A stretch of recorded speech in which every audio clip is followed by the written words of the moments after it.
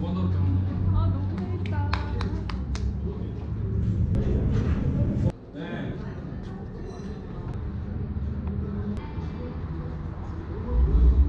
프로젝트 카스트를 하다 보면 궁금해지는 게 실제 차량과 얼마나 느낌이 비슷할까입니다.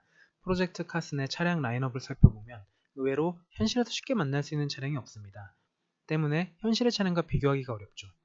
물론 사용하는 장비의 퀄리티와 세팅에 따라 느낌의 차이는 있지만 프로젝트 카스가 얼마나 현실 차량을 게임 속에서 구현해내는지 그 하나만 비교해보고자 합니다. 제가 사용하는 장비는 파나텍사의 클로스포츠 휠베이스와 페달, 그리고 시프터 세트입니다. 얼마 전에 K2M 트랙데이 행사가 있었습니다. 이때다 싶어 재빠르게 참가 신청을 했습니다. 이때 아니면 언제 K2M을 비교해볼까 싶어서 말이죠. 아주 간단하게 K2M을 소개하자면 로터스부터 시작해야 합니다.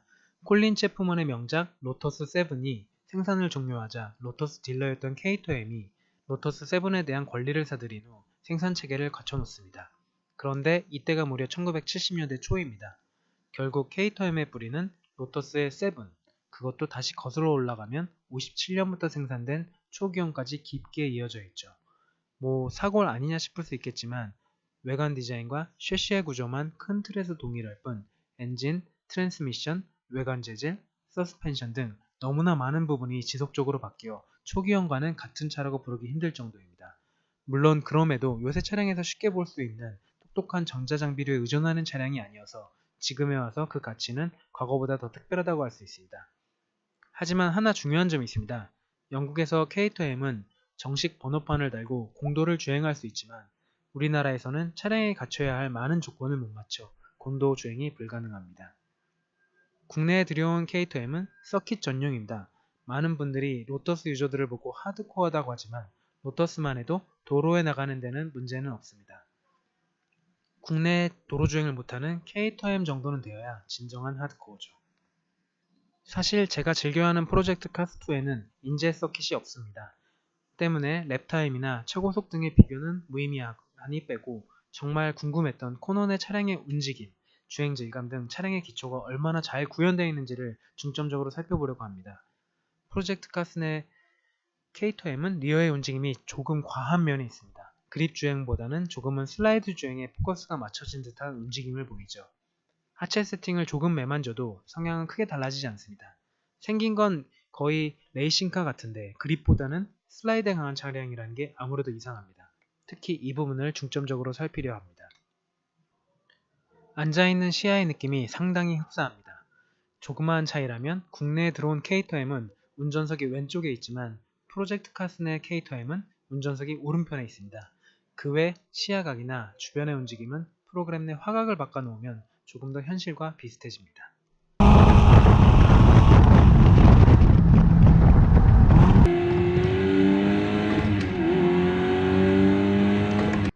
양쪽 영상에서 배경이 지나가는 속도로 느껴지는 속도감은 거의 비슷합니다.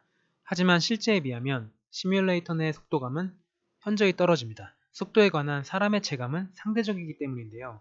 제가 사용한 파나텍 장비는 핸들의 진동으로 도로와 타이어의 마찰을 표현하고 그리고 프로젝트 카스에서는 엔진 소리 그리고 주변 사물이 지나가는 것으로만 속도감을 표현하지만 실제로 우리는 몸에 받는 바람 저항과 차량이 받는 마찰 그리고 주변 사물이 움직이는 속도와 소리로 모든 것을 종합하여 속도감을 느끼기 때문에 실제로 받는 체감 속도를 시뮬레이터가 구현해내지는 못합니다. 결국 이 부분은 시뮬레이터의 한계입니다. 게다가 프로젝트 카스가 포르자 시리즈와 같이 부족한 속도감을 채워주는 화면 효과 등이 없다 보니까 조금 더 속도감이 떨어져 보이는 게 사실입니다. 그리고 피드백의 섬세함과 광도 역시 현실에 비하면 조금 약하고 부드럽습니다.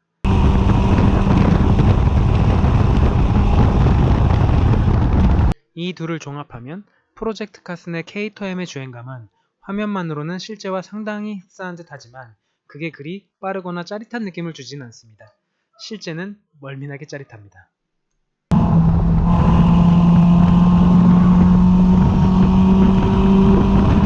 일단 기본적으로 차량이 움직이는 형태는 상당히 유사합니다.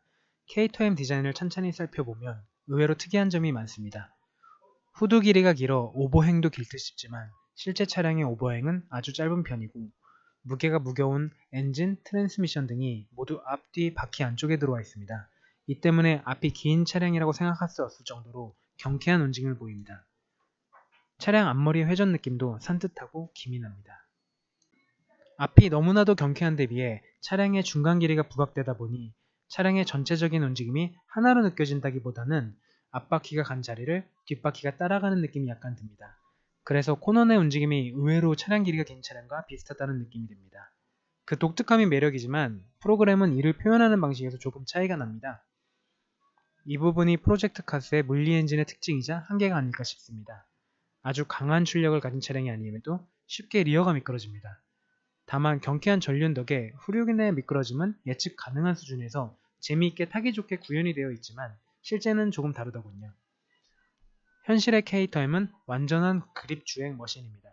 코너링에서 과속이 조금 과해도 타이어의 스키딩 소리만 날 뿐 쉽게 그립을 놔버리지는 않습니다. 물론 성인 남성 2명이 타서 그런 것 아닐까도 생각해봤지만 아무래도 프로젝트 카슨의 차량의 움직임과는 차이가 있습니다.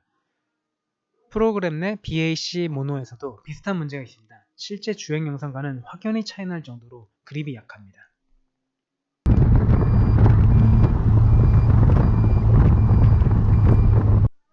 지극히 개인적인 생각인데 이는 프로젝트 카스가 GT3 같은 고성능 튜닝 버전의 움직임을 기준으로 전체적인 밸런스를 조율한 것 때문이 아닌가 싶습니다.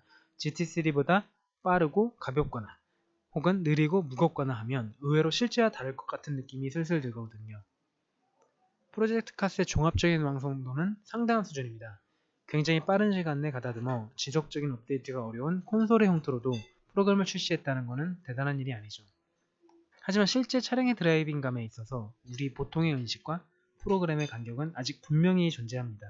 오늘 K-타임을 통해 간단하게 확인한 바와 같이 이런 아쉬움은 후속작을 통해 점차 나아질 거라 생각합니다. 엄청 빨리 달리지. 몸이 봐. 오, 왔다 갔다. 잘 탔지.